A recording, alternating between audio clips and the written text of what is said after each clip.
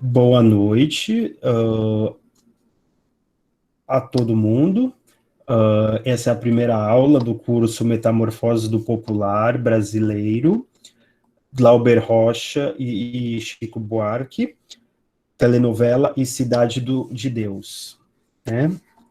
Hoje nós vamos dar início ao primeiro tópico do nosso curso, né, que é o que eu chamei de Ascensão e Agonia do Popular, o caso do desmanche brasileiro. E basicamente nós vamos ter dentro desse tópico 9 temas, alguns mais demorados, outros menos. Como vocês verão, hoje vai ser uma discussão bem mais densa, que vai, se tudo der certo, nós vamos dar conta dos 3 ou 4 primeiros pontos, e na quarta-feira nós concluímos esse tópico com a graça das deusas e avançamos. Bom, esse primeiro tópico ele é de fundamental importância, como vocês verão, por uma série de razões, mas basicamente porque, além de delimitar algumas das ideias em disputa sobre o que significa popular, também vai ser colocado aqui a questão da relação política que há na questão da cultura, propriamente dito, que envolve as relações entre arte, religião e política. Como essas três coisas, elas ficam totalmente imbricadas nesse própria ideia de cultura popular, principalmente nessa noção de cultura popular. E vocês verão que esse primeiro excurso histórico, ele é de fundamental importância, porque normalmente essas discussões são feitas de maneira muito superficial, fica sempre num achismo muito grande. Então, eu achei por bem eliminar uma série de pressupostos e recuperar algumas questões que são históricas, de ordem históricas, porque às vezes parece que as pessoas estão inventando a roda. Pois é. Então, sem mais delongas, eu gostaria de já começar fazendo a introdução do curso, que seria começando pelo próprio título do curso. Eu acho que é importante a gente fazer essa discussão sobre os próprios termos que se encontram no título, né? Que seria simplesmente metamorfoses do popular, né? O que seria metamorfose, né? De acordo com as acepções mais genéricas, né, metamorfose significa uma mudança radical na natureza ou estrutura, ou na aparência, no caráter ou na circunstância de algo ou alguém. Ou seja, apesar de o grau e o tipo de alteração poderem certamente variar, é notório que a modificação se torna perceptível, daí a metamorfose. E o que ela acontece, e que ela acontece através da interação do que existe, né, dessa coisa que existe, com a passagem do tempo. Então, há uma articulação entre a existência e o tempo. A forma, né, dessa coisa, dessa substância, se transforma, e tal mutação pode ser tanto positiva quanto negativa. Isto é, pode ser tanto em termos que algo se expanda ou que diminua em vitalidade. Quando nos referimos a esse corpo que se transforma.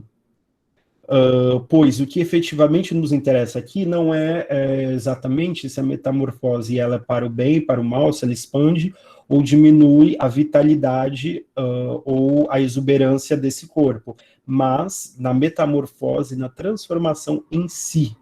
E, evidentemente, o que emerge dessa transformação, no caso, o nosso objeto é o popular brasileiro, é a cultura popular brasileira. Ou seja, é o modo, a forma como essa metamorfose ela acontece e o que surge a partir dela. Nosso curso lida com algumas metamorfoses do conjunto de práticas, sentimentos e objetos que constituem o que chamamos daqui em diante de popular brasileiro. Isto é, uma cultura ou modo particular de vida em comum, que transcende as classes sociais. É um campo de atividades e objetos, práticas, sentimentos comuns, a uma mesma população, a mesmas pessoas que dividem o mesmo território e uma mesma nação. Ok? A maneira que me parece mais apropriada de realizar este estudo, e foi a que eu propus no programa ao qual vocês se matricularam, é identificar e examinar algumas expressões representativas desse popular brasileiro. Já adiantando que não no sentido popular comercial, de apelo comercial de obras, mas na tentativa que essas obras tiveram de tentar retratar essa cultura comum, aspectos dessa cultura comum ao longo do tempo, né, dos anos 60 até os anos 90. Bom, vale a pena adiantar um pouco a hipótese que vamos trabalhar ao longo desse curso, né? É uma hipótese que já estava enunciada na ementa do curso, aliás. A hipótese é que a análise dessas manifestações eloquentes, essas manifestações que dizem alguma coisa, que trazem uma imagem para a gente dessa coisa que é muito difusa, que seria a cultura popular brasileira, que seria esse modo de vida brasileiro, daí elas serem eloquentes, porque elas conseguem traduzir esse sentimento difuso em uma imagem, em imagens, sons, e daí nós conseguimos lê-las, nos devolve certo empobrecimento da sociedade brasileira no seu conjunto. E que não é somente alegórico, não é um empobrecimento alegórico, mas preciso e literal. Ele é muito rapidamente perceptível e identificável. Ele não é uma coisa simplesmente no âmbito do muita gente, alguns conservadores principalmente, né, os conservadores, o pessoal de direita fala, tem um emburrecimento na população. Não é disso que nós estamos falando de um empobrecimento preciso e literal, uma pauperização da sociedade brasileira em todos os âmbitos. Apesar de um enriquecimento de poucos normalmente significar o empobrecimento de muitos, sobretudo sob a condição fundante do sistema capitalista, não me restringe a uma pauperização econômica ou subjetiva, mas fundamentalmente da degradação de toda uma experiência comum. Então, o que foi degradado, na verdade, foi essa experiência comum que nós estamos chamando de popular brasileiro, que é onde as pessoas normalmente iam para se encontrar, esse elemento de ligação que acontece nas nações de maneira geral, como nós vamos ver, mas nós estamos nos detendo na experiência brasileira. Ok? E que abarca, inclusive, aqueles vistos como vencedores. O palpite é que, ao redor dos anos 60, né, com o golpe militar, esse que é mais ou menos o divisor de água que nós estamos colocando, quando a Revolução Burguesa no Brasil ela se completa, é como se as elites locais, as classes dominantes dominadas, né, que é uma caracterização da nossa classe dominante, ela é uma classe dominante dominada, elas encontram um limite e elas não conseguem, e elas não podem, nem conseguem, não é uma questão de vontade, ter qualquer perspectiva progressista para o país. Completa-se o máximo que a consciência burguesa e que as capacidades dessa classe dominante dominada poderia ter para produzir ideais de desenvolvimento, de integração, de colocar para funcionar essa cultura popular, dar algum lastro. Porque, como nós vamos ver, há elementos que dependem das camadas mais baixas da sociedade, mas há tantos outros que dependem das camadas superiores, principalmente nos arranjos de administração dessa cultura popular que nós vamos ver mais no detalhe. Então, ocorre nos anos 60 essa inflexão dentro do projeto brasileiro de formação nacional, ou uma mudança radical naquele desejo mais ou menos comum de desenvolvimento de uma nação, o que se traduziu em uma nova repactuação para a administração social, baseada em fundações crescentemente precárias e diretamente violentas. Em termos mais sociológicos, pode-se dizer que com o golpe de 64, completa-se a Revolução Burguesa no Brasil. Desde então, a classe dominante, na quase totalidade de suas frações, deixava de ter uma posição qualquer possibilidade de ter uma posição progressista em direção a uma superação dos entraves, que condenavam a maior parte da população a mais brutal exploração econômica e mutilação intelectual. Dito de outro modo, o capitalismo tardio no Brasil tem significado não somente a continuidade e aprofundamento do projeto das classes dominantes dominadas locais, que equivale a pouca coisa além da participação como sócio menor na divisão internacional do trabalho, mas também a colocação em xeque do status de Estado-nação virtualmente independente.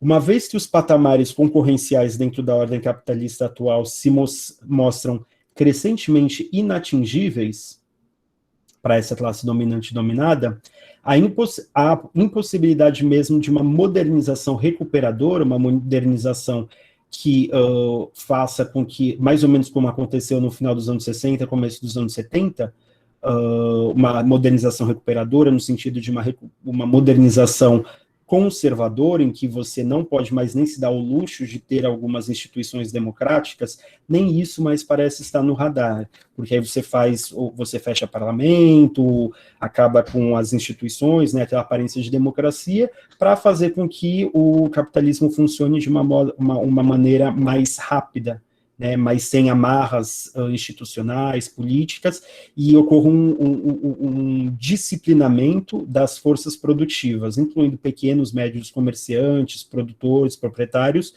e a classe trabalhadora, né, de maneira geral, né, em todas as suas frações. Então, nem isso mais parece estar mais no radar, né, é isso mais ou menos que acontece. Né? A impossibilidade mesmo de uma modernização recuperadora tem como principal consequência a desvalorização cada vez maior das forças produtivas, isto é, da base da cultura popular brasileira ela mesma, o povo brasileiro. Né?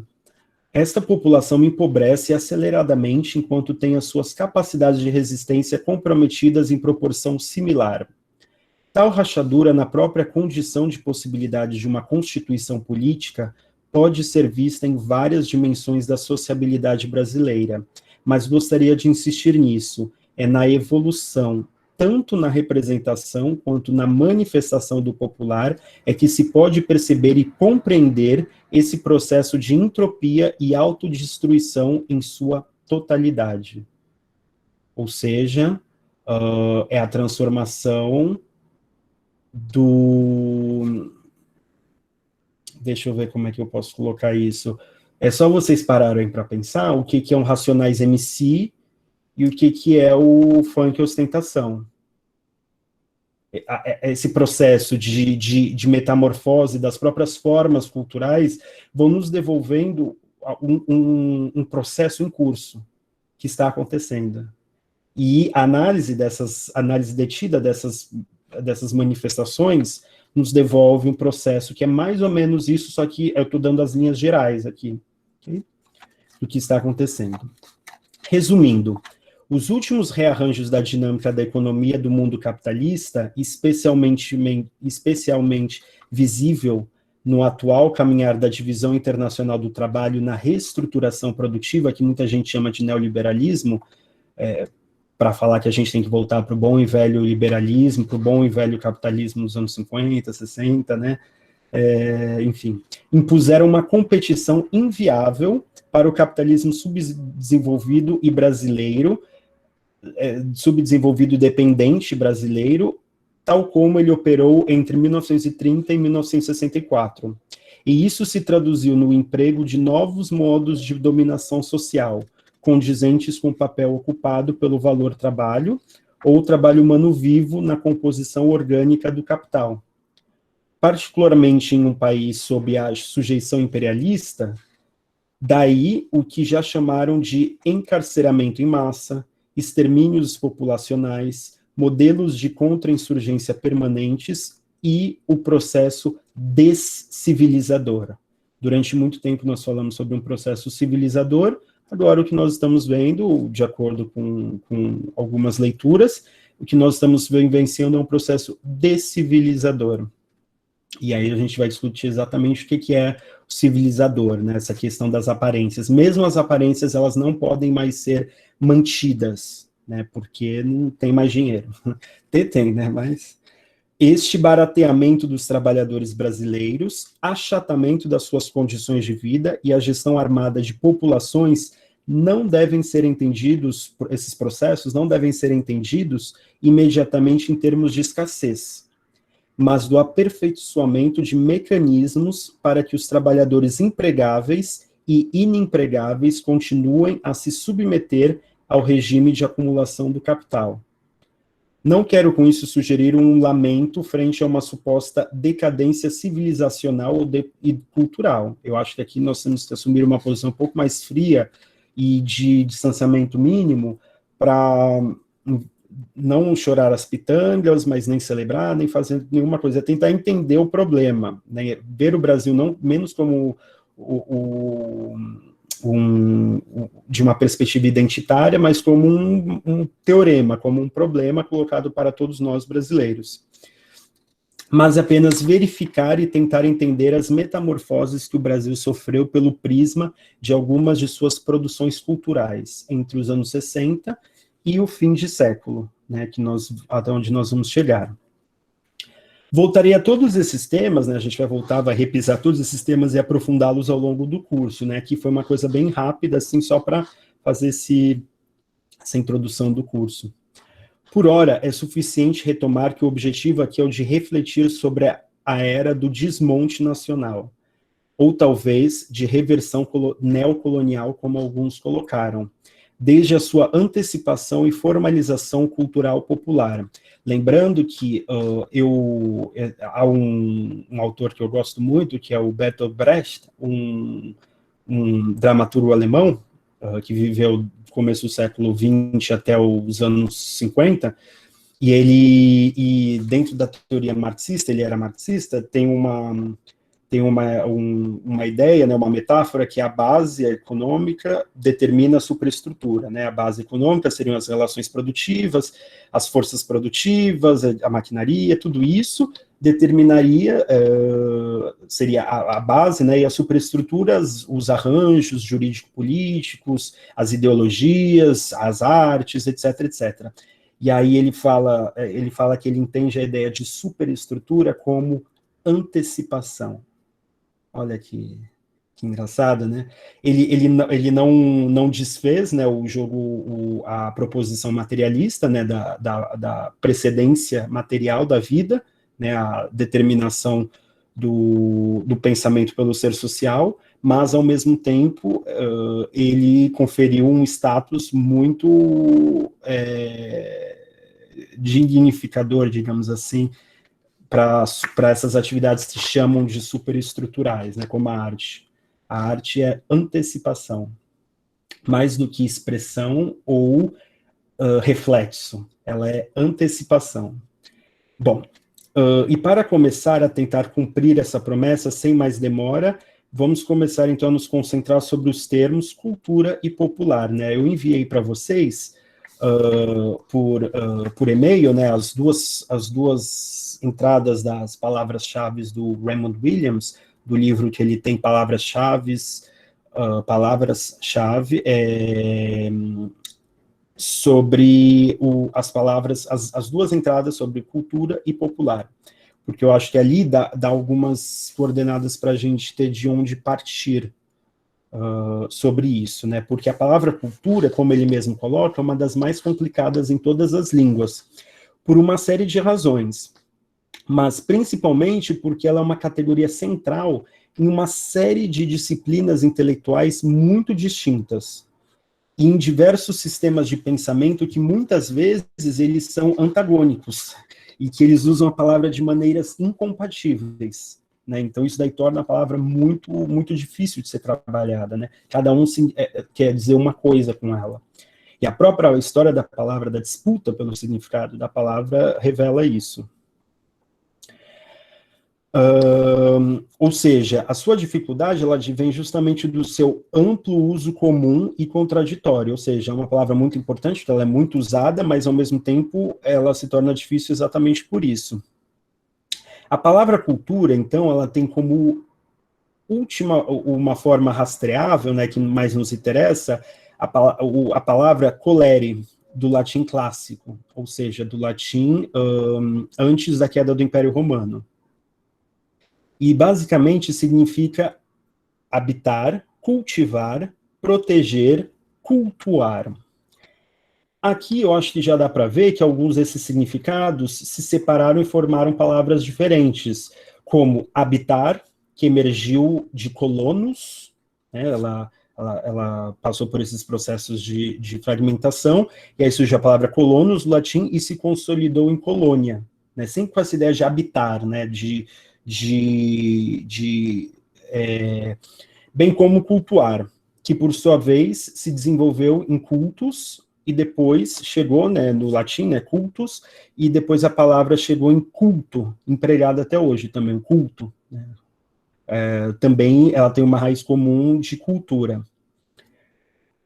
Quando ela chega no inglês, em outras línguas europeias, ela já se refere primeiramente a uma tendência ao crescimento natural, e por metáfora descreve o cultivo de mudas e animais, né? Também um significado que até hoje se preserva quando a gente fala cultura de tomate, cultura monocultura, cultura de bactérias, essas coisas, né? O cultivo de mudas e animais, ou seja, alguma coisa que tende a um crescimento natural.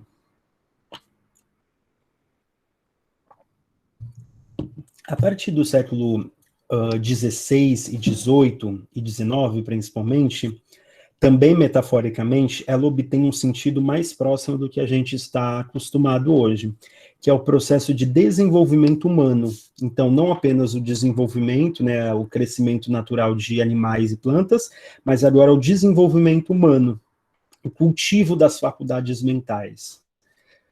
Essa mudança, que é vital, né, ela, durante esse processo, só foi uma transição de uma referência a processos bastante específicos para desenvolvimentos mais genéricos, né? Ou seja, quando você fala em desenvolvimento humano, você pode querer dizer qualquer coisa, né? Então, você tem uma coisa muito específica, monocultura, cultura de tomate, cultura de laranja, etc., cultura de bactéria, na época não tinha bactéria, né? Quer dizer, tinha, mas vocês entenderam, né?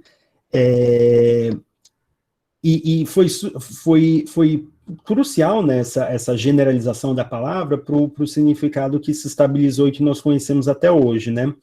Porque a partir do século XVIII, e principalmente do XIX, a palavra cultura como substantivo autônomo, né, passa a se referir a um processo abstrato e ao correspondente produto deste processo. Ou seja, ela significa não só o processo do desenvolvimento das faculdades humanas, do espírito humano, mas também os produtos desse processo do desenvolvimento humano. Não é só a sua formação pessoal e individual, mas também os produtos dessa formação.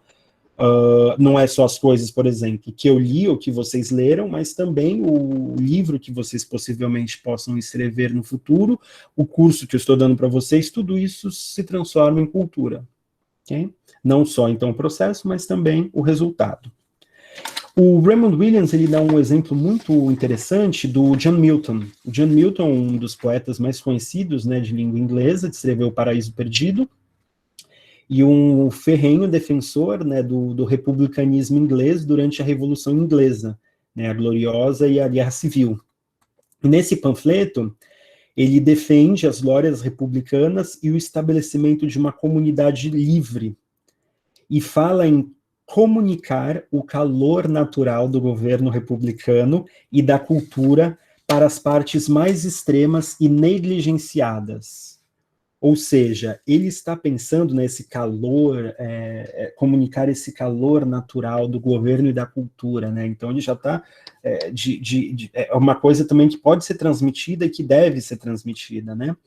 Ou seja, ele está pensando na cultura como um processo social geral, não exatamente como produtos e o desenvolvimento de uma pessoa, mas um processo social, né, de desenvolvimento coletivo. Você vê que a palavra já está sofrendo transformações? Bom, no século XVIII, já há indícios da associação deste processo social geral às classes sociais, principalmente com as palavras cultivar e cultivado. Eu acho que em português a gente não usa muito, mas em inglês eu sei que em inglês usa muito, no francês cultivado quando você fala que alguém é culto, né? Alguém está se cultivando. Em português a gente tem também, mas eu acho que a gente usa menos. Ou seja, é uma coisa que já cria uma distinção social, né? A partir do século XVIII, esses primeiros usos, né, já começam a ir surgindo. Na segunda metade do século XVIII, se deu, né, especialmente por parte de membros do que veio a ser chamado de romantismo, em primeiro lugar, como alternativa à ideia dominante e ortodoxa de civilização. Isso é muito interessante. Por quê? Porque a ideia de cultura, ela iria se opor, a gente vai fazer uma discussão só sobre essa oposição entre cultura e civilização, quando for discutir o Norbert Elias. Mas, basicamente, o que já dá para adiantar é que, por exemplo, no século XVIII, principalmente com os românticos, eles queriam se apropriar da ideia de cultura justamente, e aí enriqueceram o significado da palavra, justamente para se opor, né, às culturas tradicionais e nacionais no plural, sempre no plural, né, e em forte conexão com a noção de folclore e cultura folclórica.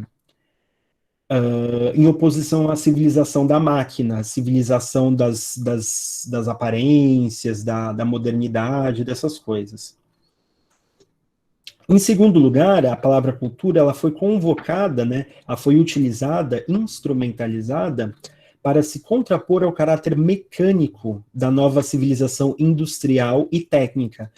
De fato, no século XVIII foi o momento em que a palavra ela mais sofreu essa disputa. Eu quero mostrar que a disputa política, social, ela está, não é uma coisa, as pessoas falam, mas você está analisando a literatura, fazendo sociologismo, historicismo, filosofismo, sei lá. Essas questões, elas estão na própria palavra, no próprio material linguístico das obras. Então, se você quer fazer uma análise rigorosa, você tem que saber com o que você está lidando, né? Então, fiquem ressabiados quando alguém começar a vir com esse papo.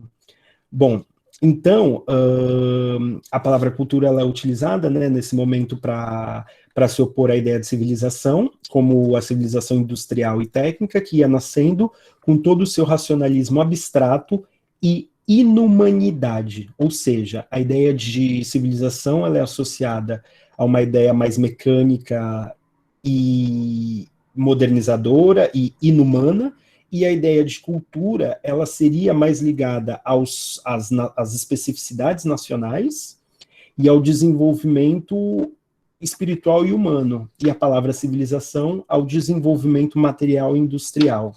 Okay? Isso é muito importante para ingleses, franceses, alemães, para nós também, porque depois ela também chega no português, né, a palavra, essas mesmas questões elas desembarcam no Brasil, a gente faz aquela aclimatação, uma adaptação das questões, que a gente também vai retomar. Vale ressaltar que o uso do termo cultura restaura um pouco da ambivalência do próprio clima político e cultural do período do século XVIII, né? Já que é notório que muitas vezes radicalismo e reacionarismo se encontraram dentro do movimento oposicionista romântico. De fato, o romantismo é um dos momentos mais fascinantes e difíceis de ser pensado, justamente porque você encontra essas ambiguidades entre radicalismo político e certo reacionarismo, né, um retorno a um passado meio místico, meio mítico, aquela especificidade nacional, singularidade folclórica, e todas essas questões em oposição à estandização, a massificação da civilização industrial, da sociedade de maneira geral. Bom, nos anos 40, isso daí muda um pouco, a palavra cultura ela volta a se aproximar da palavra civilização, e aí fica mais ou menos, porque hoje em dia a gente até imagina que seja uma coisa muito próxima, né? É um dos sinônimos de cultura seria a civilização para alguns usos, né, da palavra. Aqui, então, eu destacaria, para tentar resumir e já avançar, 4 principais usos da palavra, né? Um que expressa a continuidade literal daquele significado de processos físicos, né? monocultura de soja, cultura de bactérias. Um segundo, que seria a descrição de um processo geral de desenvolvimento estético, espiritual e intelectual, a partir do século XVIII. Um terceiro, que indica um modo particular de vida, que é um dos que mais nos interessam aqui, seja de um povo, um período, um grupo ou da humanidade em geral. Okay? Às vezes a gente fala cultura renascentista, a cultura brasileira, a cultura primitiva, ou seja, não é só, é um modo particular de vida, seja de um povo, um período, um grupo ou uma humanidade em geral. A cultura Yanomami, todas essas coisas. 4. Um quarto, né, significado desses grandes blocos seria um que descreve os trabalhos e práticas intelectuais e especialmente a atividade artística, o qual englobaria música, literatura, pintura, que aí já é também outro significado que seria equivalente à palavra arte, okay? Que aí seria um quarto significado também que é muito corrente hoje em dia. Aí você fala, mas isso não é cultura? Isso daí é, não sei o que é, sabe? Então também tem isso.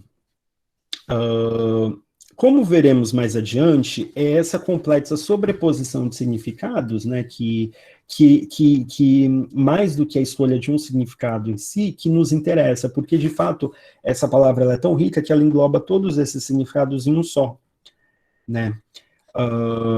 Por exemplo, se vocês pararem para pensar, a cultura ela já foi convocada num livro chamado Cultura e Anarquia, de 1867, de um crítico cultural, crítico social chamado Matthew Arnold, em que ele convocava a cultura para salvar a sociedade da anarquia que sempre é espreita, né? E o sentido de cultura que ele mobiliza associa tanto o segundo significado, que é a descrição de um processo geral de desenvolvimento da sociedade, do espírito, estético, intelectual, quanto o significado, o quarto significado que a gente mencionou, que é um conjunto de obras e práticas intelectuais e artísticas.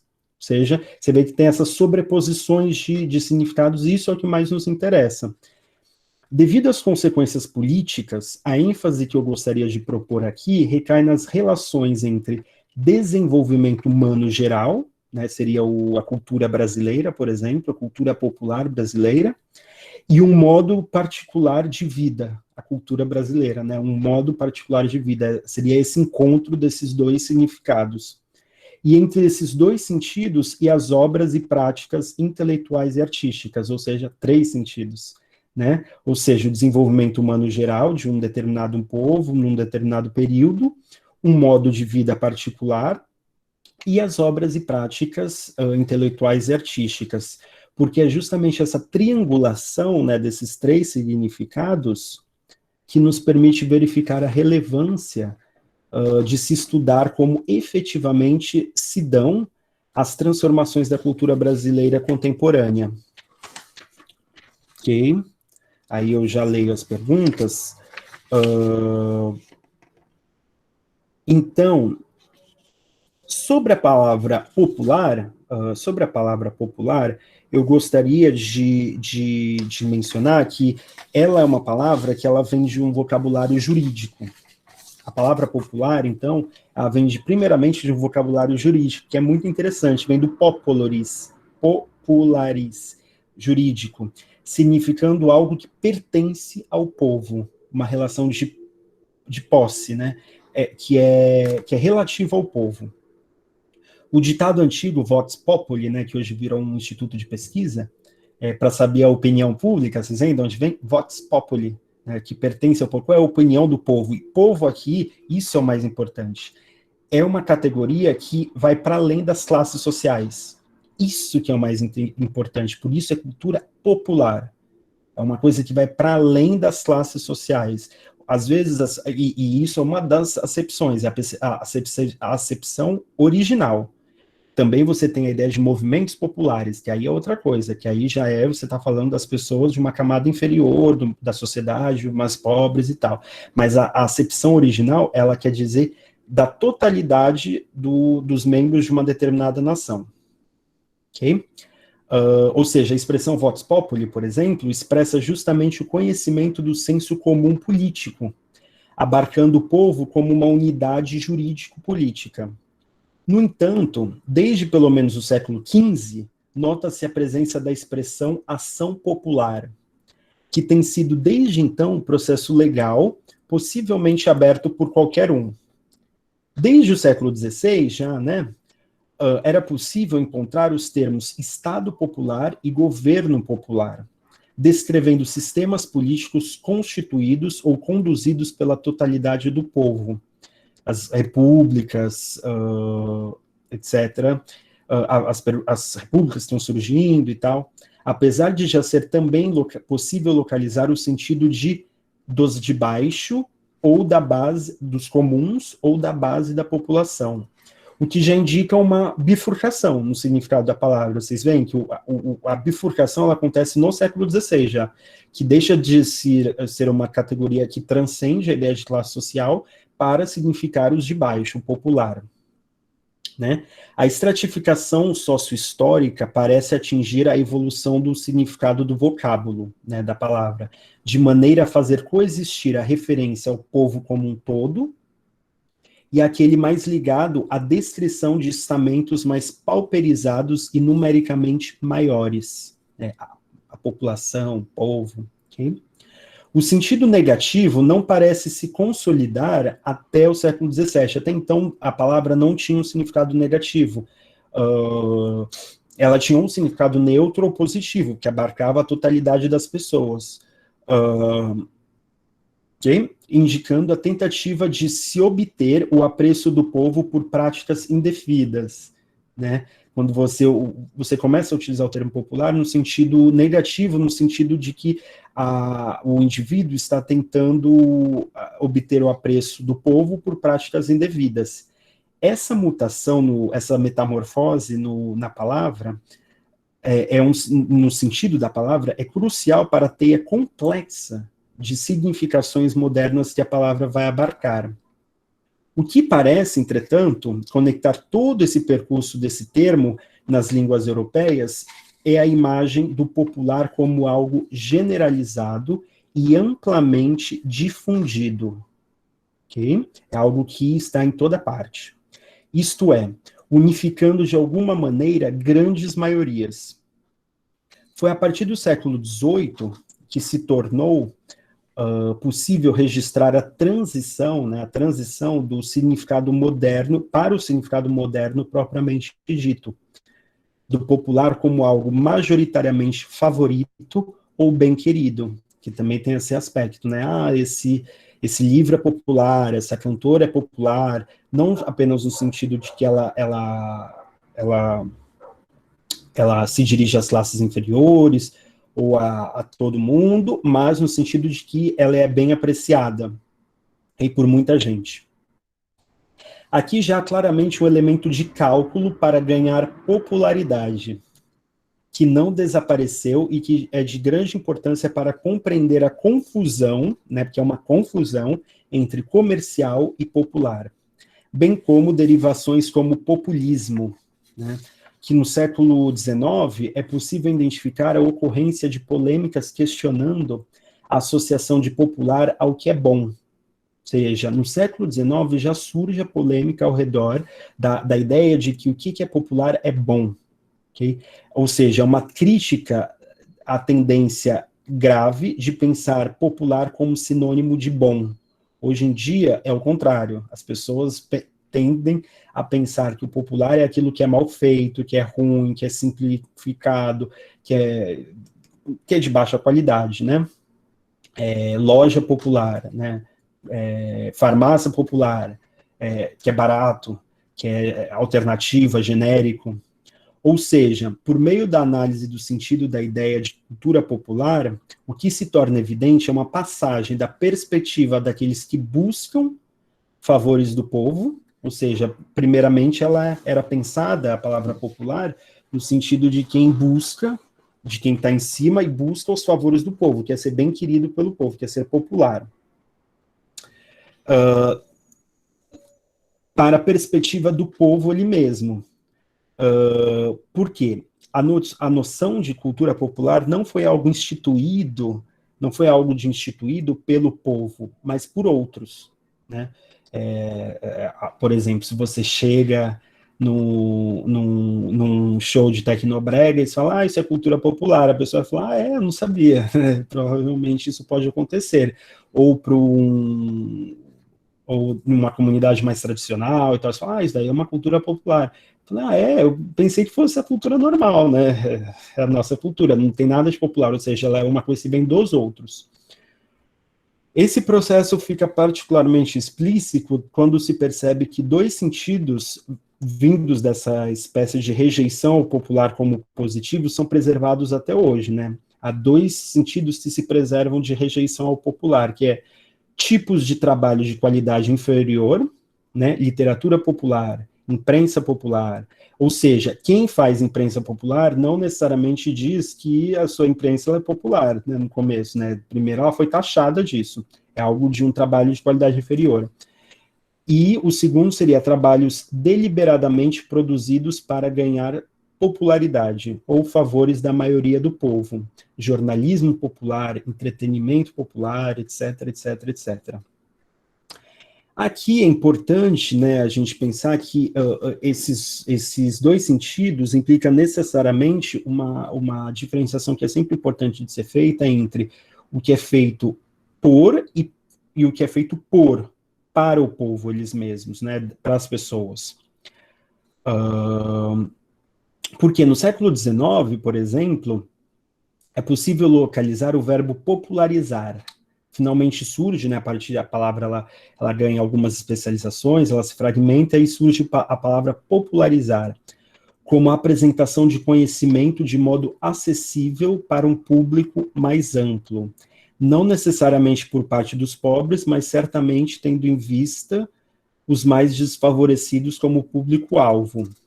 Já no século XX, surge, né, e se consolida, né, a acepção que a gente conhece, que nós somos mais familiarizados, que é o significado de simplificação. Foi nesse momento, né, na passagem do 19 para o 20, que derivações importantes como populismo se consolidam no vocabulário político, de modo a descrever políticos e partidos em radical aliança com organizações trabalhistas. Todavia, embora o sentido óbvio de populismo como representação de interesses e valores populares tenha sobrevivido, é notório que essa acepção tem estado sob fogo pesado, tanto por parte da crítica de direita, o populismo como demagogia, que desloca o sentido de liderar o povo para agitação simplista e barata, quanto por parte da crítica de esquerda, populismo como um jeito de movimentos de extrema-direita ou fascistas de explorar preconceitos populares ou outros movimentos de esquerda que subordinam ideias socialistas ao status quo da população.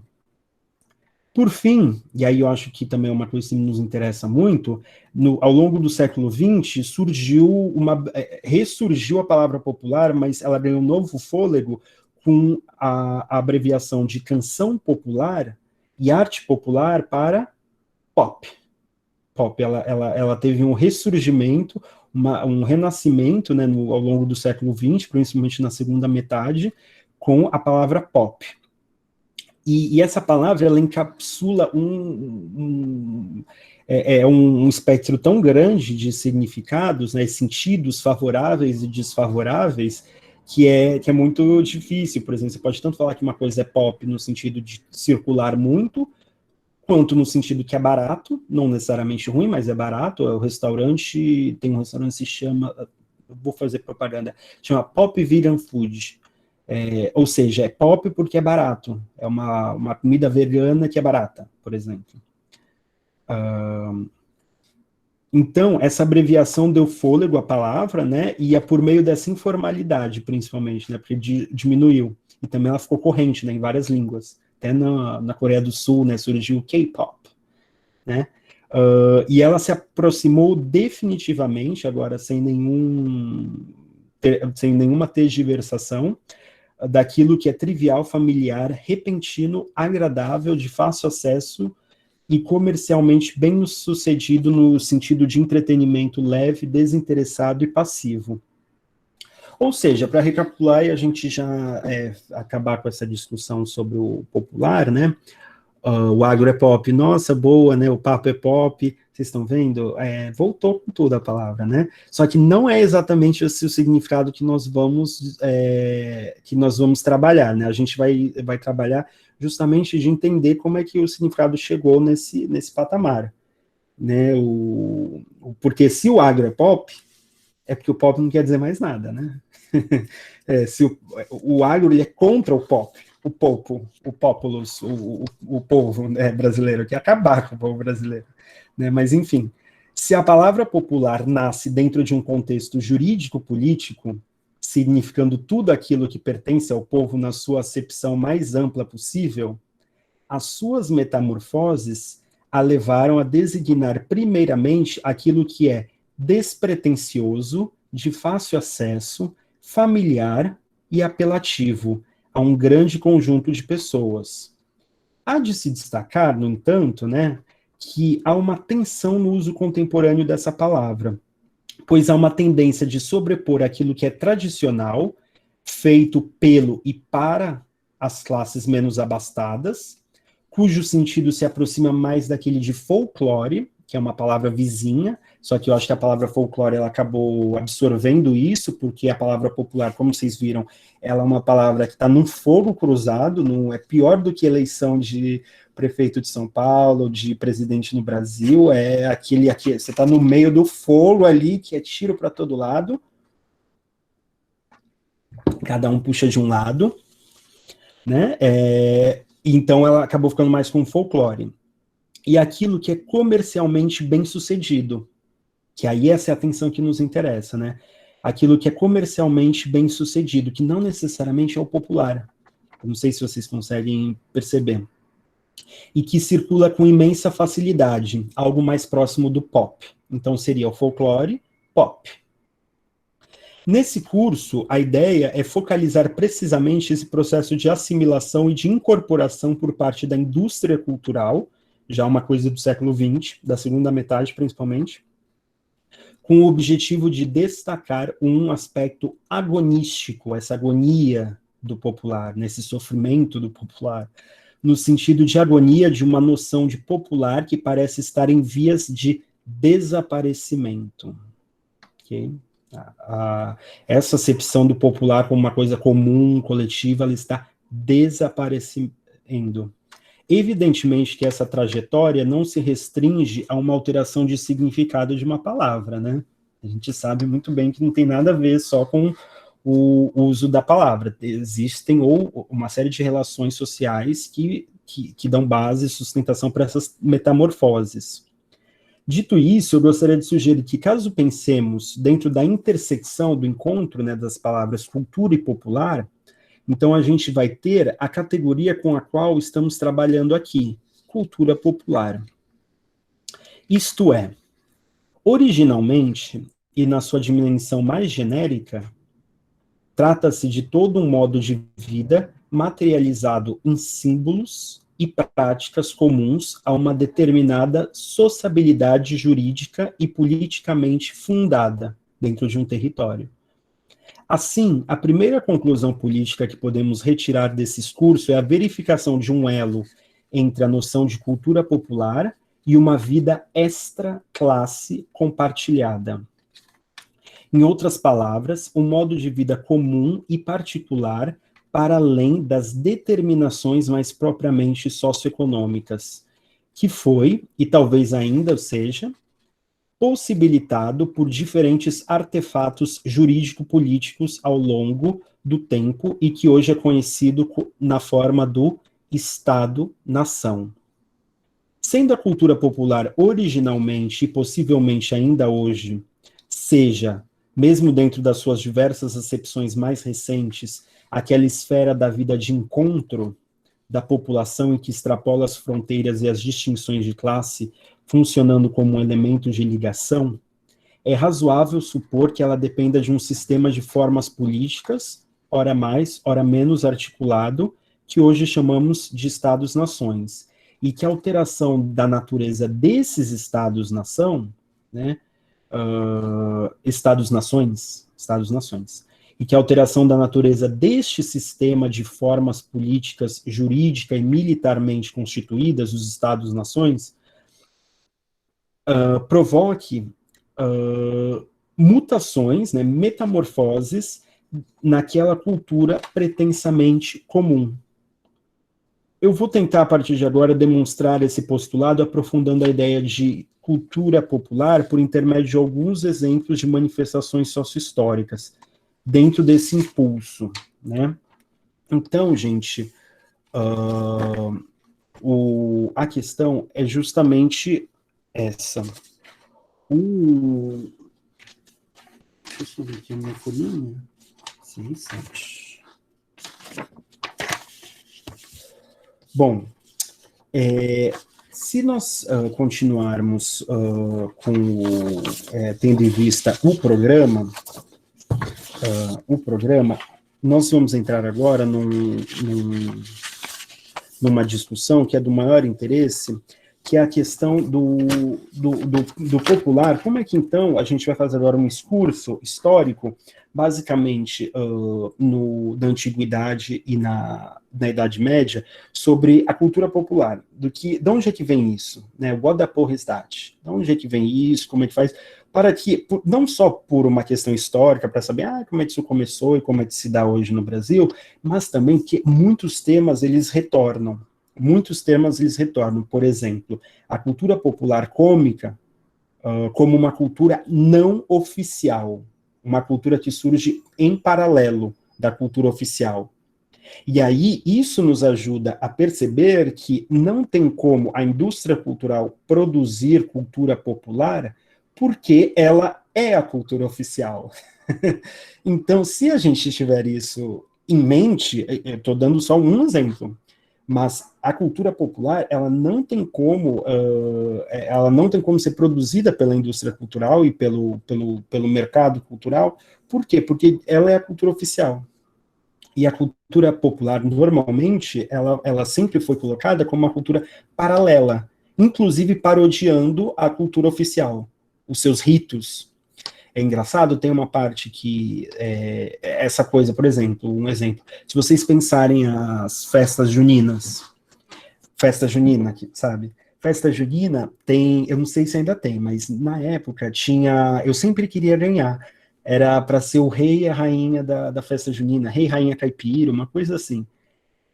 Se o Bakhtin, na introdução do livro sobre o Rabelais que eu enviei para você, ele mostra que aquilo ali vem da cultura medieval, em que eles faziam paródias, as pessoas faziam paródias do coroamento dos reis e das rainhas medievais, que era um ritual sério, culto, meio trágico, nobilitante, cheio de pompa, glamour, e é um resquício disso que ficou, que era uma coisa assim, era uma paródia mesmo do que seriam esses rituais oficiais. Então, você imaginar que a cultura popular possa ser produzida por um aparato tão grande em escala industrial como a cultura industrial, é uma coisa difícil de ser acreditada, porque ela, de fato, ela vomita as coisas em nós. Então, ela é o oposto de cultura popular. Noivo e noiva, né? Enfim, tem todas essas coisas, né? Noivo, noiva, mas tem rainha e rei caipira, não tem? Noivo e noiva, enfim. Mas, bom, gente, voltando aqui, eu coloquei, então, para vocês, por que também, outra razão do porquê desse ponto da forma cultural e a polis, né? A metamorfose das festas das colheitas no século VI a.C., nos concursos teatrais em homenagem ao deus Dioniso no século V a.C., né? E eu coloquei as duas principais referências aqui, o História Social da Arte e da Literatura do Arnold Hauser, que é um ótimo livro, uma ótima introdução aos períodos e tal da história da arte, e o Teatro do Oprimido do Boal. Faltou o Nietzsche, o Nascimento da Tragédia do Nietzsche aqui, ficou faltando, porque também é uma referência muito importante na discussão que eu proponho para vocês.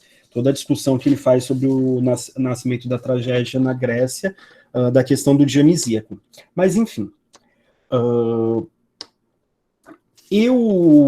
vou fazer aqui um bem bolado, porque eu fiz um programa um pouco megalomaníaco e eu sou muito prolixo, então eu escrevi, por exemplo, 36 páginas para uma aula de 1 hora e meia. Então, já viram que eu vou ter que cortar algumas coisas. Mas então, eu vou direto ao ponto para vocês não perceberem para vocês perceberem que existe uma coisa muito importante. Eu mandei para vocês os momentos heróicos, deixa eu apresentar aqui, tela inteira, uma guia, é uma guia, né, que fala. Não, cancelar, eu vou compartilhar aqui com vocês, uma janela, tela inteira, o que é a tela inteira? Deixa eu transmitir essa reunião, quadro de avisos, alterar, tela cheia, ativar a legenda, informar um problema, blá, blá, blá. Como eu faço isso? Apresentar agora. Uma janela. Achei. Aqui, achei. Eu enviei para vocês esses excertos, né, sobre a história do... Eu espero que vocês estejam conseguindo ver, ok? Eu enviei isso para vocês, para vocês verem e tal. Aqui é só uma ideia para vocês terem mais ou menos os períodos da história da Grécia Antiga. Eu estou aqui, eu vou ligar o ventilador porque eu estou aqui, vocês estão vendo que eu estou suando, né? Mas que vai basicamente, é uma divisão que existe um pouco na historiografia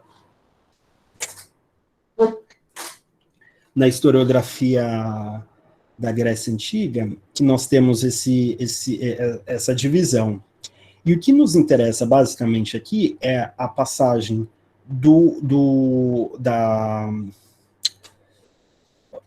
o que nós temos aqui? Eu vou tentar reduzir aqui para vocês no Word uma discussão de alguns séculos, mas basicamente o que nos interessa aqui é a passagem do período heróico para o período arcaico da história da Grécia Antiga, e como isso impacta as formas culturais que eram produzidas, como isso impacta decisivamente as formas culturais que eram produzidas nesse período. Por quê? Porque nós temos ali, principalmente no período heróico, uma tendência a formas culturais que são as sagas heróicas, os poemas épicos, as baladas heróicas e toda essa produção cultural que era uma coisa de nobilitar, né, com perspectivas sempre heróicas. Então, você tem ali uma cultura que chega até nós sempre de um ponto de vista aristocrático, né, como aquele herói que encarna o povo, né, que encarna o seu povo. Então, aquele popular no sentido, digamos assim, mais antigo da palavra, em que você tem a encarnação desse espírito de uma população em geral que transcende as diferenças de classe, mas não necessariamente uma arte que ela era popular no sentido nem do seu conteúdo, nem da sua apresentação, okay? De quem consumia ou de quem produzia. Não.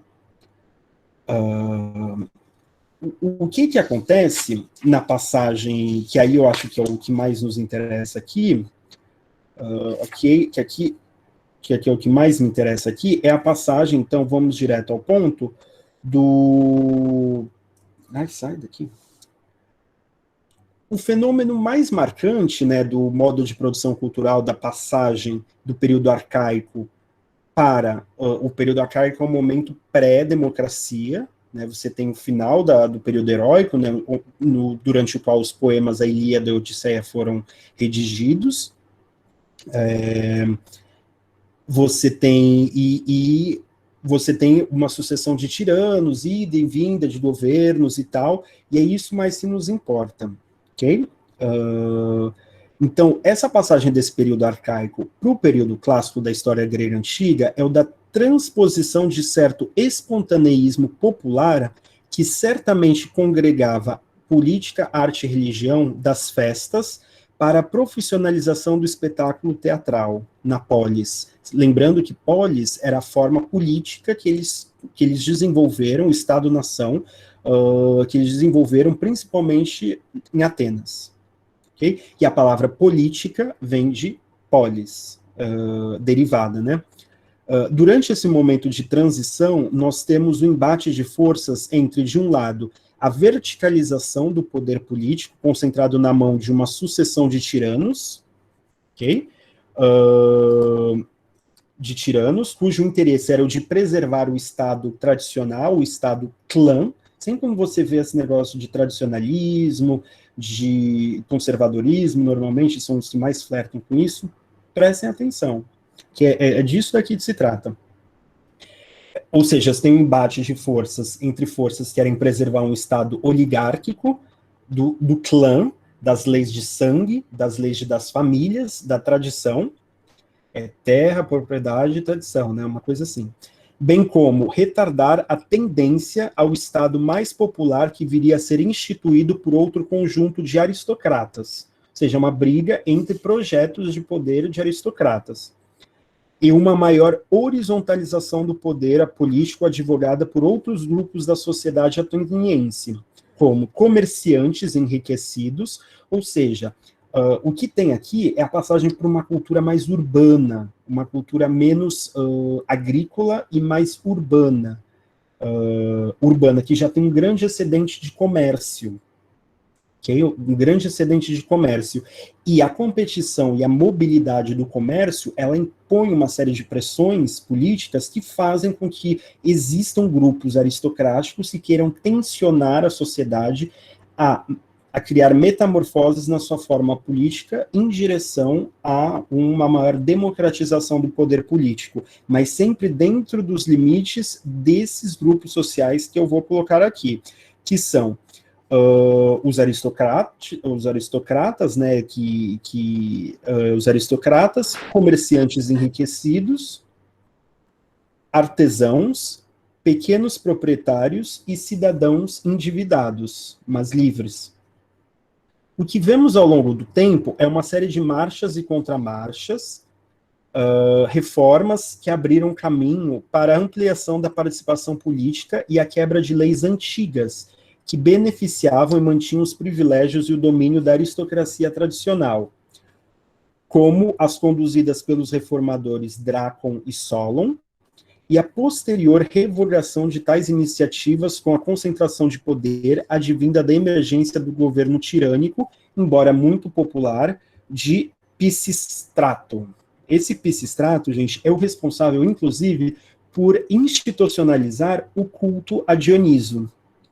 O culto a Dioniso eram festas orgásticas no sentido de bacanal, no sentido de putaria, em que as pessoas entoavam cantos ditírambicos, que era uma espécie de coral lírico, okay? Pessoas vestidas de sátiros, faunos, era uma loucura, entendeu? Eu acho que é mais ou menos parecido como era o carnaval antigamente, antes dele também passar pelo mesmo processo, né, de institucionalização.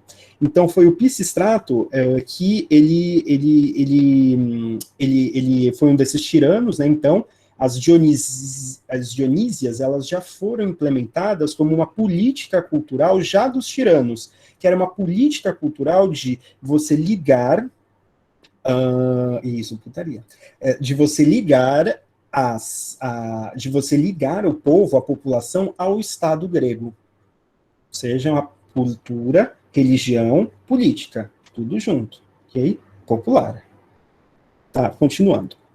Tá, e aí teve todo mundo lá, eu vou pular essas coisas aqui e tal, até que a gente chega no período mais propriamente democrático, que é o período clássico, né, que eu mandei para vocês, tá, as divisõezinhas, que é o século V, a passagem do século VI, ou seja, 500 e pouco, para o século V, 400 e pouco antes de Cristo, que é o período clássico, é o século de Péricles, é o período da democracia ateniense, é o período da tragédia, né, que é quando a forma cultural da polis, a forma cultural que expressa a democracia ateniense nas suas contradições, nas suas virtudes e nos seus defeitos, é a tragédia. okay? Que já é uma transformação das festas orgásticas, dos ditirambos, do culto a Dionísio, para a profissionalização do espetáculo teatral. Mais ou menos como aconteceu do samba e do carnaval de rua, não institucional, né, uma loucura, para o sambódromo, inclusive com a competição, né, vocês verem, né? Enfim, voltando aqui no meu texto. Tá. Do ponto de vista da produção cultural, então, nessa passagem, né, para a democracia ateniense, o que nós temos, a metamorfose mais importante, é a tragédia grega. O teatro mais ou menos como conhecemos hoje. Ele se originou do titirambo, isto é, a forma de lírica coral popularizada na Grécia arcaica e associado às festas dionisíacas, celebradas principalmente pelas classes mais baixas, como as mulheres, estrangeiros e escravos, ou seja, a ampla maioria da população. A proporção assim é absurda, 20 mil cidadãos para 200 mil escravos, uma coisa assim. Então, estas últimas, e fora as mulheres, né, e os estrangeiros, estas últimas foram aos poucos incorporadas ao calendário oficial da polis, principalmente nessa passagem política para o período clássico e a democracia. A devoção a Dioniso foi elevada a culto oficial de Atenas, já pelo tirano Pisístrato, transformando aquele canto dionisíaco versificado e entoado por sátiros em festas dionisíacas urbanas, já em 530 a.C., ou seja, no século VI. Durante esse festival mais oficial, né, ele foi implementado, esse festival mais oficial, ocorre a representação de um poema que consistia num diálogo entre um ator e um coro. Ou seja, você já criou a instância, que era todo mundo cantando e dançando e orgástico e tal, aí você já criou uma instância que não existia, que é a do ator. Aí já começa a surgir o teatro, vocês estão vendo, né? E aí vocês entendem onde vem o Boal, nessa história toda. Ela fala, olha, achei onde começou a desgraça. Evocando uma lenda, como já era habitual no ditirambo. Ao que tudo indica, há ainda um processo de asepsia do culto, pois os primeiros registros que se tem do ditirambo do século VII destacam o caráter improvisado, ou seja, era improvisado, não era artisticamente, não era um drama artisticamente elaborado, com plausibilidade da trama, com plausibilidade de conexão causal da trama, plausibilidade de psicologia dos personagens, não era nada disso. Era improvisado e orgástico, do hino e o fato de ele ser entoado quando o poeta estava embebido pelo vinho, ou seja, o pessoal cantava bêbados e fazia bacanal pelo vinho do Deus, de modo a invocá-lo em contextos religiosos, ou seja, era uma invocação ao Deus e a manifestação do Deus. Era a manifestação, ele descia a terra, né? Era isso. Essa é a origem do teatro. Nessa passagem para as dionisíacas urbanas, nós vemos não apenas uma maior preparação, mas a instituição de máscaras, a inclusão do culto de outros deuses, como Apolo, aí entra o Apolo, né, o Apolíneo, e temas heróicos, que não tinha. Aí vocês estão entendendo? Que eu fiz toda uma discussão antes, aí depois vocês podem ver nos excertos que eu mandei para vocês, mas de onde vêm as poesias heróicas, os temas heróicos, nobilitantes e tal, e a passagem para essa cultura mais popular que a gente tem registro, né, que nós ainda temos, os registros são todos muito precários, sempre, né, mas são as coisas que a gente tem. Na Atenas do século V, já na democracia, no século de Péricles, no século da tragédia, dos festivais dramáticos, se torna um hino narrativo de tema heróico, não mimético, cantado com acompanhamento da flauta, por um coro de 50 homens ou garotos ao redor de um altar, estabelecendo uma performance e espetáculo mais ordenado, não estritamente vinculado à adoração dionisíaca, já que contava com a introdução do tema heróico e literariamente composto, né? Já tem uma tensão para a literatura aqui. Nietzsche, né, no seu livro de estreia do Nascimento da Tragédia, de 1871, focaliza justamente o nascimento da tragédia grega a esse processo de encontro de dois impulsos do espírito grego. Na verdade, são dois impulsos da natureza, que ele diz. O dionisíaco e o apolíneo, o qual marcaria toda a cultura do período clássico. Até que o impulso apolíneo, o impulso representativo, ordenador, configurador, sobrepujaria o outro mais desordenado e desfigurado. Ok? Então, vamos ver aqui como é que isso se dá exatamente. O Nietzsche enxergou que na época trágica da Grécia, esse século V, o seu momento áureo, o seu momento de ouro. Por quê? Porque a sua principal forma cultural, a tragédia, nela, os gregos foram capazes de promover a união dessa duplicidade, desses dois opostos que compõem a natureza humana, a natureza de maneira geral e a natureza humana especificamente. De um lado, você tem o Apolíneo, que recolocaria em cena os atributos do deus Apolo, a saber, a bela forma das artes plásticas, o mundo do sonho, a individuação, né, o processo de se tornar indivíduos, sujeitos, a configuração, a representação, a moderação, o domínio de si, a racionalidade, em suma, a aparência do mundo. E de outro lado, o dionisíaco, cuja responsabilidade seria de repor no palco o êxtase da música, ou seja, as artes plásticas, as artes configuradoras são o apolíneo, ou seja, e o Dionísio ele seria responsável pelas artes que produzem êxtase e que não são configuradoras, principalmente a música aqui que ela entra. É o encontro dos dois que faz com que a tragédia ela surja no século V. Por quê? Porque através desse encontro, o Apolíneo ele poderia se manifestar, ele ganhava essa poderosa invocação, esse poderoso êxtase que ainda tinha um pouco, mas ao mesmo tempo ele poderia se exprimir de uma imagem mais acabada, com o Apolíneo, com a questão da representação da cena. Não sei se está ficando muito claro esse encontro da tragédia, desses dois impulsos.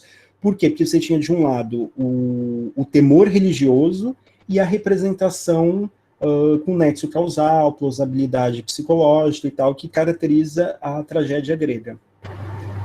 Então, esse encontro do Apolíneo e do Dionisíaco. O Dionisíaco seria, portanto, esse êxtase da música, a embriaguez, a dissolução do indivíduo em uma unidade superior, a desconfiguração, o desequilíbrio, o feitiço do excesso e da vertigem, a irracionalidade, em suma, o que seria a essência da natureza humana. Ou seja, a nossa natureza é essa. Nós somos animais.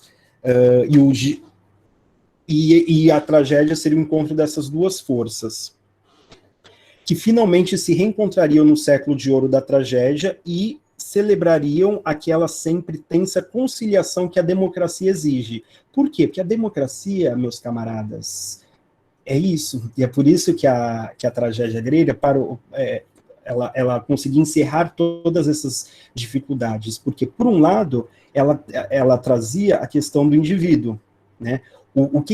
Qual é o teatro? O que é esse primeiro teatro primevo? Você tem os coros, que são os ditirambos, que estão lá, que é o coro e tal.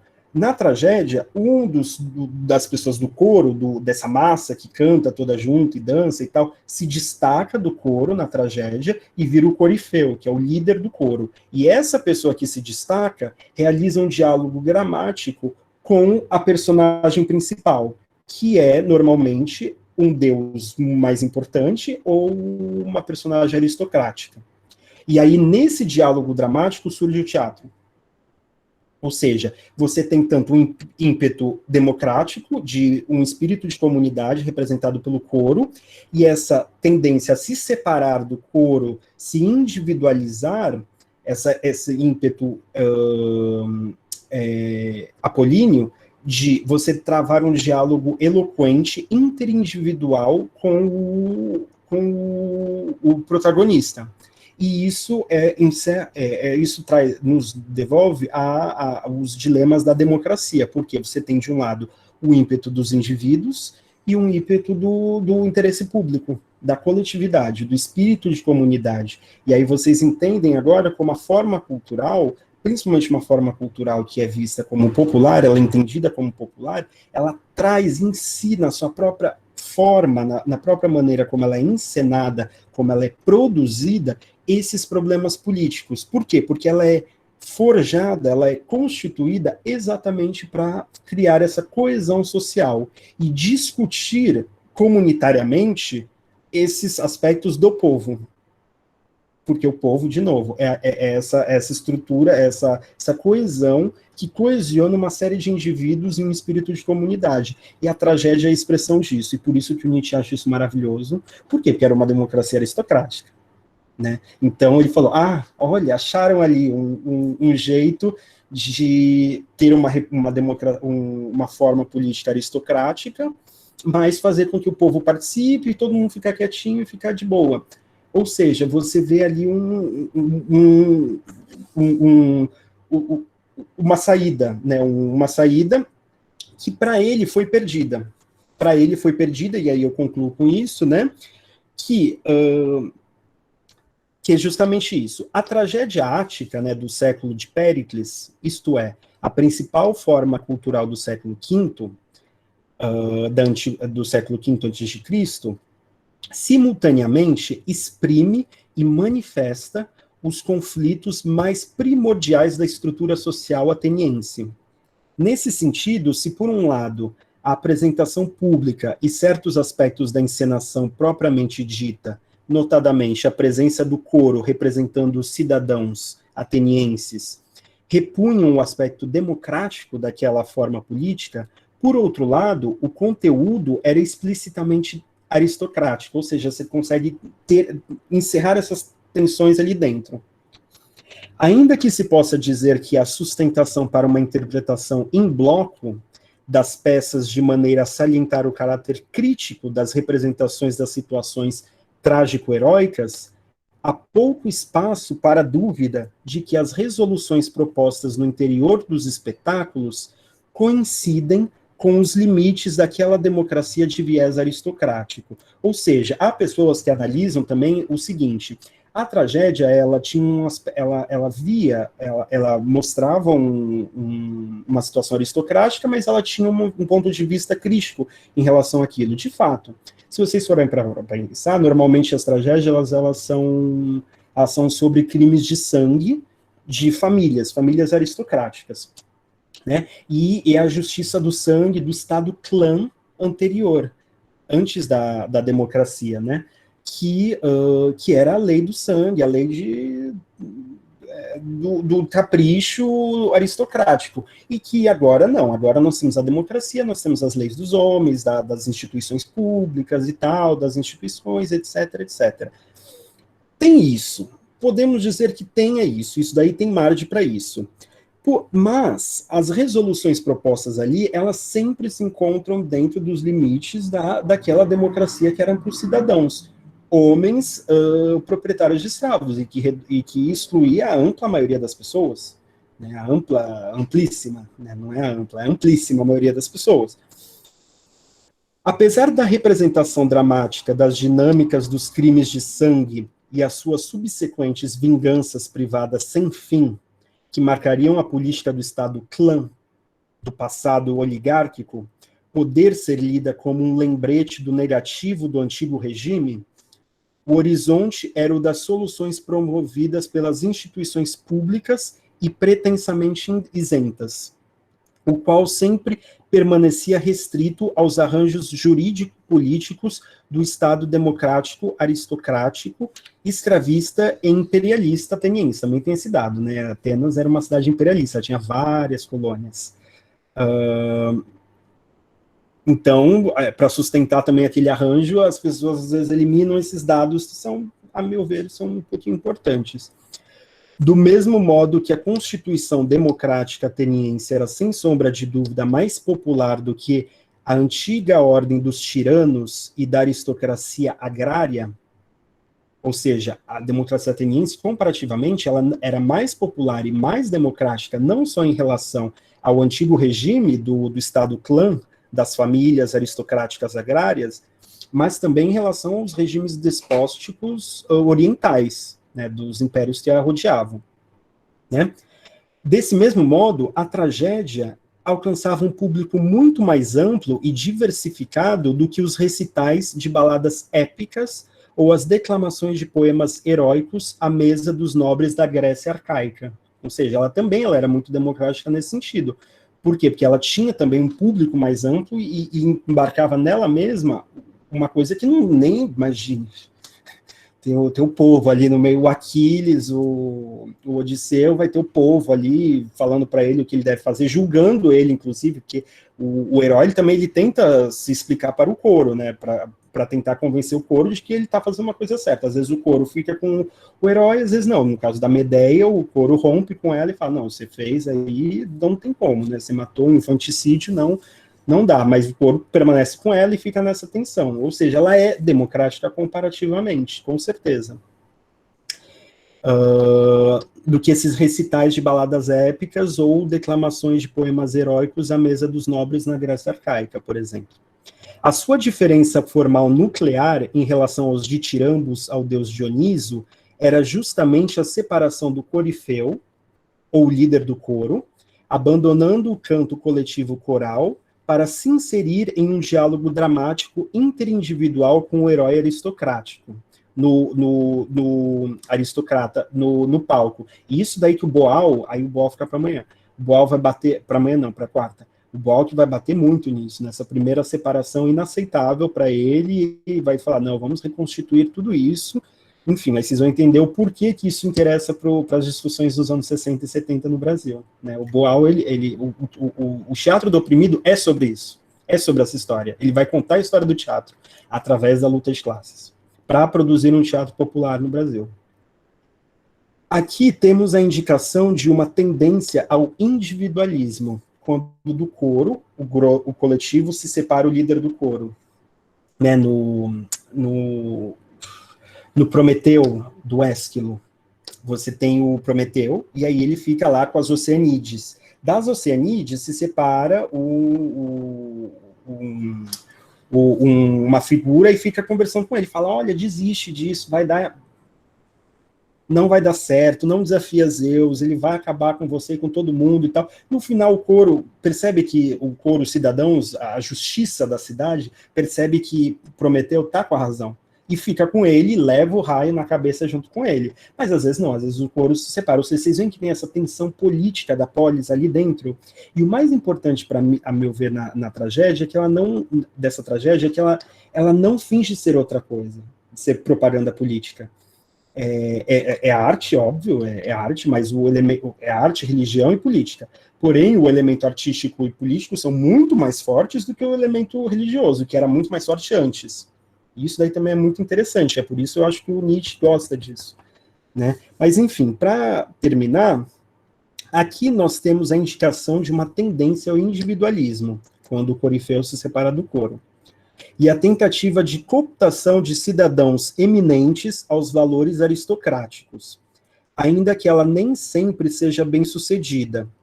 Tal variação faz parte da probabilidade lógica da trama e da plausibilidade psicológica das personagens que caracterizaria esse naturalismo trágico.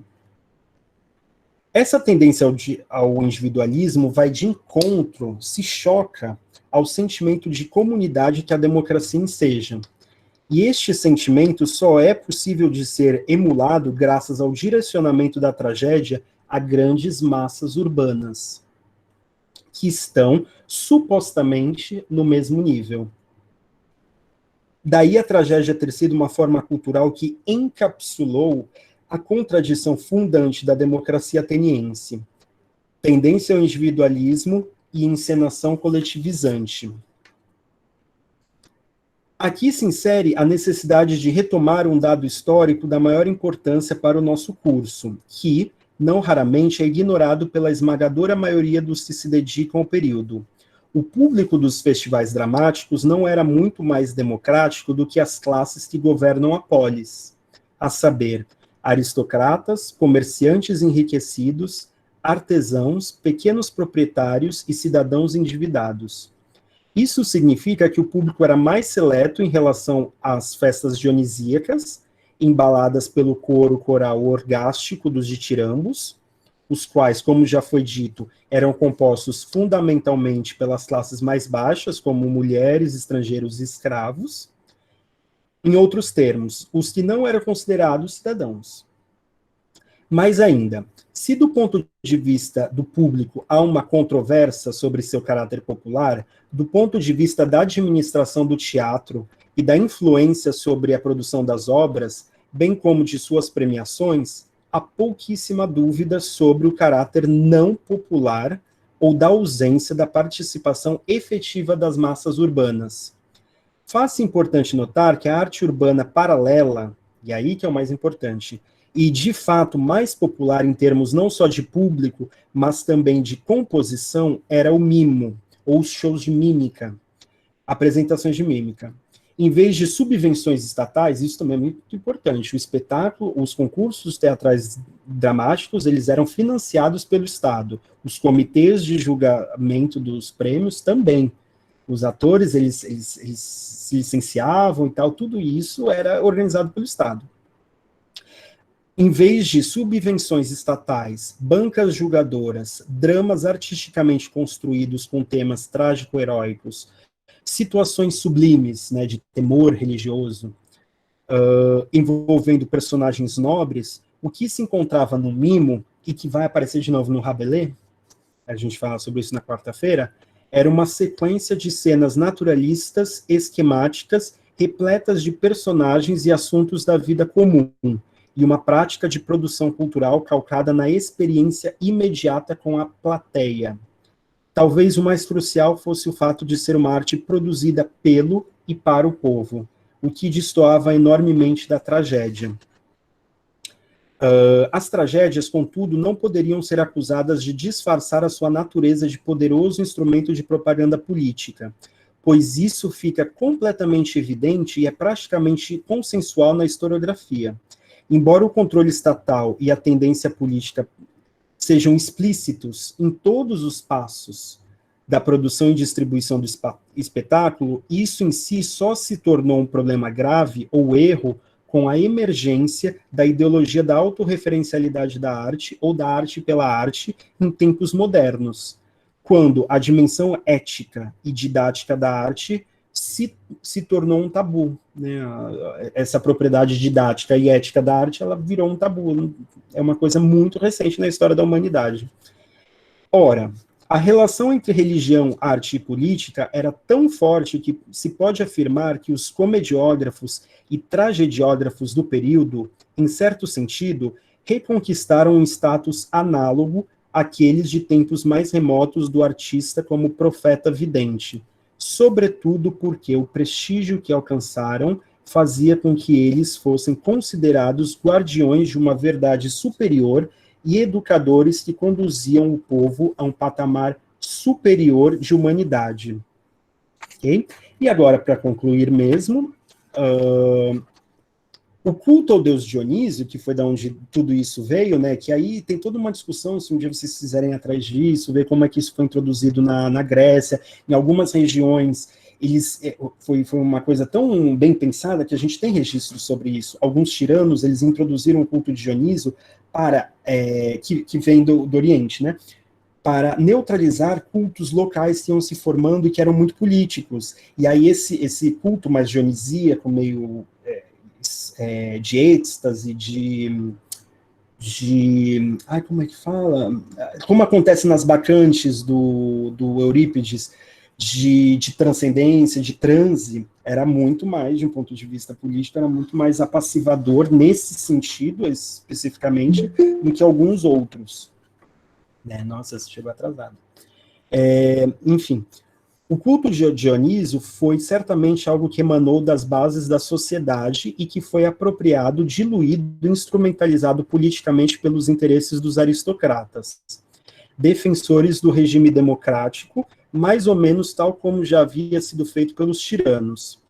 Entre outros motivos, porque a passagem dos ditirambos dos festejos populares, uma arte, novamente, orgástica, apoteótica, apoteose, né, sambódromo, né, do Rio, glorificante, de deificação, divinização e honras, para os concursos teatrais organizados pela Polis, pela profissionalização do espetáculo teatral, significou a adição do impulso apolíneo ao seu correlato mais puramente dionisíaco. Em outras palavras, o que era uma manifestação desconfigurada do vir à tona das profundezas da essência humana, de novo, o apolíneo é a superfície, o dionisíaco são as profundezas. Okay? O adionisíaco, de acordo com Nietzsche, é a essência. O apolíneo, ele é a aparência, né, a nossa civilidade e tal, mas os nossos impulsos, quando eles ganham, eles mostram a nossa essência, que é os nossos instintos primais, toda essa coisa. Ok? Em outras palavras, o que era a manifestação desconfigurada do vir à tona das profundezas da essência humana, no seu rompimento com a individuação rumo ao âmago do uno primordial, na sua espontaneidade, embriaguez e corporeidade, ganha configuração e expressão nas imagens possibilitadas pelo autocontrole do apolíneo. Esse encontro, segundo o jovem Nietzsche do Nascimento da Tragédia, foi o que condicionou o surgimento da tragédia ática no seu maior esplendor. Né? Aqui eu já fiz os parênteses com o sambódromo. Okay. Aqui. Aí já arrematando a discussão.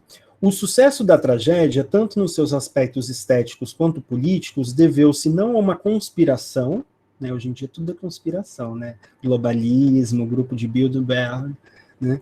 Mas a incorporação de também tem conspiração, né? Mas nesse caso não é uma coisa que é verificável, nem nos interessa, né?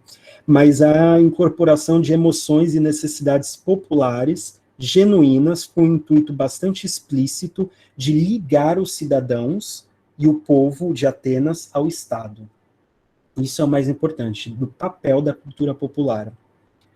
E se você não tem mais um Estado-nação independente, autônomo, que precise disso, o que acontece com a cultura popular?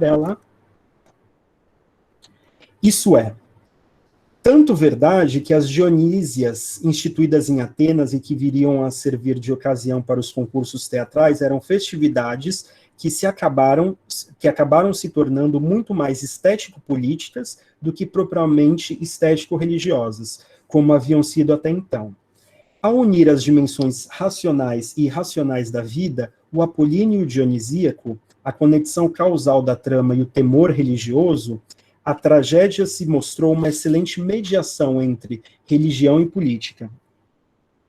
Especialmente uma vez que ela se colocava em um jogo de incitar a liberdade dos instintos humanos mais primais, ao mesmo tempo que conseguia controlá-los por meio do efeito de purificação do espírito e de expurgação das paixões, conduzido pela configuração dramática da imagem apolínea. Lembrando que a catarse é exatamente essa. Depois, essa discussão que o Boal vai fazer.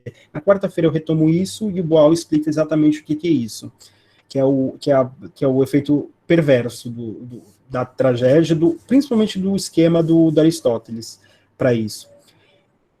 Entretanto, como é sabido, à medida que o século V aproxima-se do seu fim, se aproxima do seu fim, ocorre o que Nietzsche chamou de o sofrimento de Dioniso, a agonia de Dioniso, e a emergência do que Hauser chamou de a era do iluminismo na Grécia. Sócrates, Platão, Aristóteles. Isto é, o impulso dionisíaco passou a perder força e foi paulatinamente substituído pelo apolíneo, ou, enquanto ocorria o crepúsculo dos tempos do homem trágico, que via o mundo, que não tentava esconder o sofrimento e o negativo da vida, ele gira o sofrimento da vida das pessoas, acontecia o alvorecer do domínio do homem teórico, já sob a tutela do espírito socrático, desse otimismo teórico que, segundo Nietzsche, tenta retirar da vida, da vida o sofrimento, que é essencial a ela, que é intrínseco a ela. e que faz com que as pessoas fiquem doentes, adoeçam e caem numa decadência, né? De acordo com Nietzsche. A filosofia substituiria cada vez mais o papel da arte no papel da produção da coesão social, e tal impulso socrático não seria apenas antidionisíaco, mas crucialmente um apolíneo hipertrofiado, completamente sonhático e cego pelo seu otimismo teórico. Grosso modo, para Nietzsche, o socratismo, este racionalismo triunfalista, pavimentaria o caminho para o adoecimento e a decadência da civilização ocidental, exatamente por negar o antagonismo indissolúvel entre apolíneo e dionisíaco, a ilusão e a verdade. O apolíneo como a aparência e o dionisíaco como a essência da natureza humana. Ok? Basicamente é isso. Por hoje, eu quero só salientar que os anos 60 e 70 foram os instantes durante os quais uma espécie de brecha histórica no Brasil surgiu, né?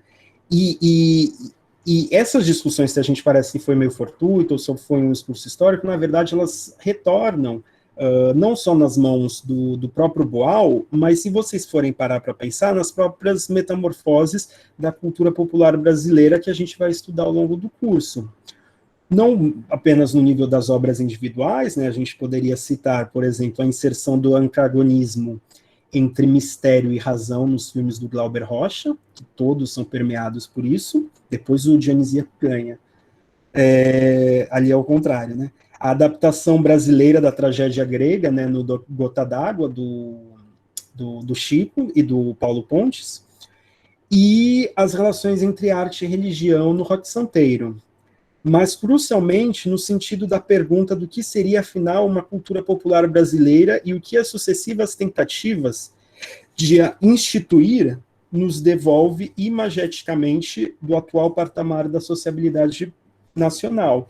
Porque se a tragédia grega, ela trazia, como eu procurei mostrar aqui, os impasses daquela forma política, né, tanto no seu esforço de retardar a sua dissolução, quanto no seu esforço de promovê-la, porque toda forma política, como tudo que existe no universo, acaba no sentido de que se transforma, muda a sua forma, se dissolve e se retransforma em outra coisa. As formas políticas erigidas ali, elas acontecem exatamente para tentar fazer a manutenção, azeitar, né, colocar um pouquinho de óleo nesse motor de coesão social, que é o papel da cultura popular. Ela não só reproduz, mas ela também produz, né, essa coesão social fundamental para uma forma política.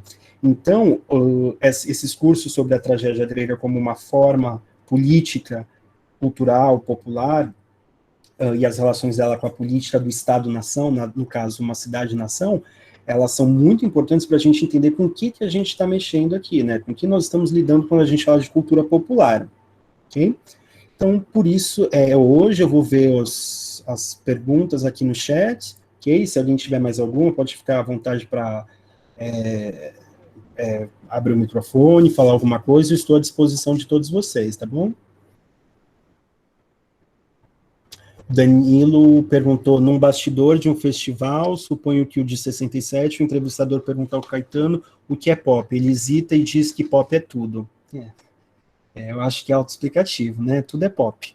Para ele, então, ele é eu acho que é a vanguarda do pop. Se o pop tem uma vanguarda, eu acho que ele é na acepção mesmo do agropop, do papo é pop, do pop mesmo. Eu acho que ele é a vanguarda. O Gabriel perguntou, tem um sentido de cultura presente em Thompson, também que está próximo de costumes no geral, ou entra nessa quarta definição. Pelo pouco que eu li do Thompson, que foi a situação da classe operária inglesa, não é a situação, né? A situação é do Engels, a formação, the making, né?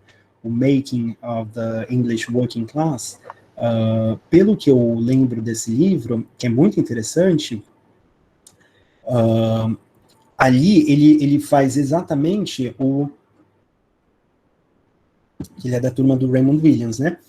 ele faz exatamente a intersecção dessas várias acepções de cultura, que eu coloquei aqui, tanto no seu aspecto do desenvolvimento humano, espiritual, porque ele vai contar ali a história da classe trabalhadora inglesa na sua luta, no seu desenvolvimento de formas, de instituições, organizações, de luta pela reforma e por direitos democráticos, por participação política, por luta política e tudo isso, né? O cartismo, etc, etc, etc.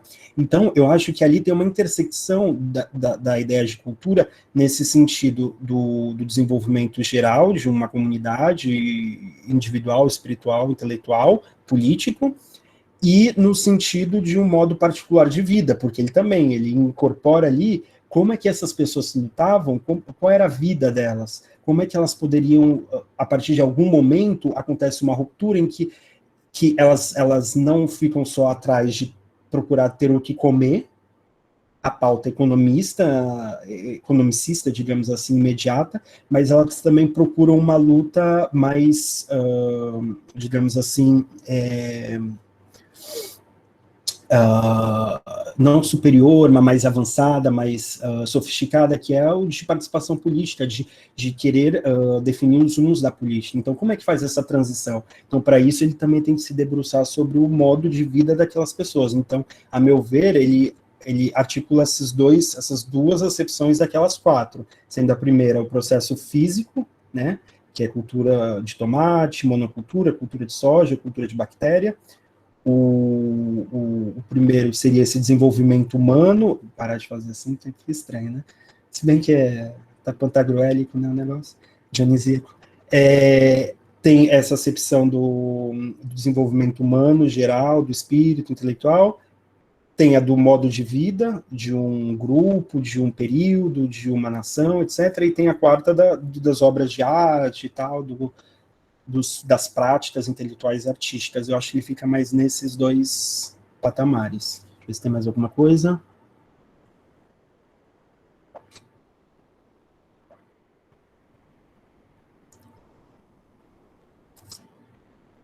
Pessoal, vocês sabem se vai rolar chamado ou algo do tipo? Lembrei da letra da música Cultura e Civilização. Teremos acesso a esse texto que você escreveu para essa aula? Então, gente, isso aqui é muito importante, porque, como são notas para um livro que eu estou preparando, eu tenho uma dificuldade em enviar, porque são notas muito esparsas, não tem nada organizado. E como vai ser publicado em algum momento, eu tenho um pouco de dificuldade nisso, nesse sentido de que é sempre bom a gente compartilhar as coisas quando elas já estão publicadas ou quando elas estão em vias de publicação por uma série de razões, né, principalmente pela desorganização delas, né, então eu posso tentar compartilhar com vocês, sim, de alguma forma, mas ainda está muito desorganizado, tá? Mais alguma coisa? Mais alguma pergunta, alguma questão, algum comentário? Podem falar no microfone também, seria um prazer escutar a voz de todos vocês.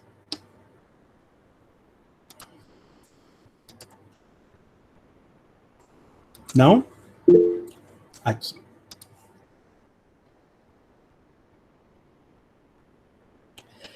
A Naíma perguntou: colocar a institucionalização de manifestações populares como controle dos corpos faz sentido? Eu acho que sim, mas eu só penso que tem que ser um pouco mais específico, porque eu acho que fica um pouco genérico falar controle dos corpos. Eu acho e falar em controle. Eu acho que é mais um ordenamento sociopolítico, que controle, ele dá uma ideia muito repressiva, assim, uma coisa direta e tal. Eu sei que muitos autores usam, né, controle, biopolítica, uma série de coisas assim.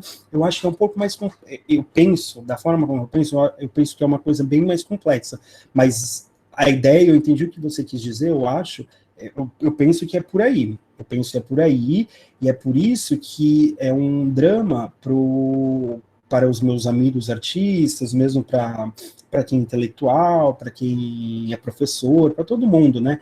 Quando você se institucionaliza, o seu trabalho ele muda de caráter, né? Ele muda de caráter por uma série de razões, né? Como você precisa de um edital, você precisa passar num concurso público para virar professor, a sua produção ela já perde um caráter, né? Ela já um caráter, ela já ganha níveis de constrição que podem variar desde uma coisa que não vai fazer muita diferença até uma coisa que aí você modifica totalmente a natureza do seu trabalho. Isso tanto para artistas, intelectuais, todo mundo, né? Que produz cultura, biopoder. Eu acho que, sim, eu acho que essas acepções no sentido do Foucault, sim. Só que o meu único problema com essas teorias de biopolítica, biopoder, não sei o que, é que são muito genéricas. São muito genéricas, o conceito de poder ali pode ser aplicado para qualquer coisa, desde da institucionalização, digamos assim, dos festivais dramáticos a Dioniso, até a repressão dos camelôs na prefeitura de São Paulo. Entendeu? Então, acho que fica um pouco genérico demais. Tem que ver exatamente como os processos se dão, porque senão, porque você perde a qualidade, né, deles, porque aí falar que é controle. Tudo bem, você institucionalizar os cultos, o culto a Dioniso é uma forma de controle, sem sombra de dúvida.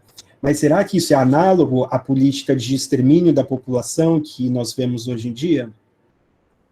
Será que é tudo poder? Será que dá para colocar tudo?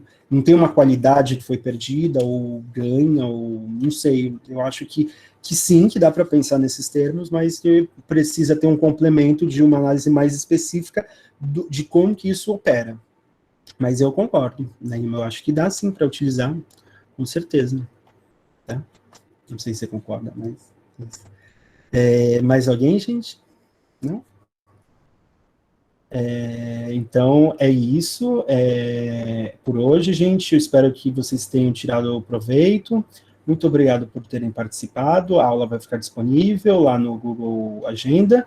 É isso, uma boa noite a todos vocês. Um beijo, um abraço e até quarta-feira. Voltem, tudo bem?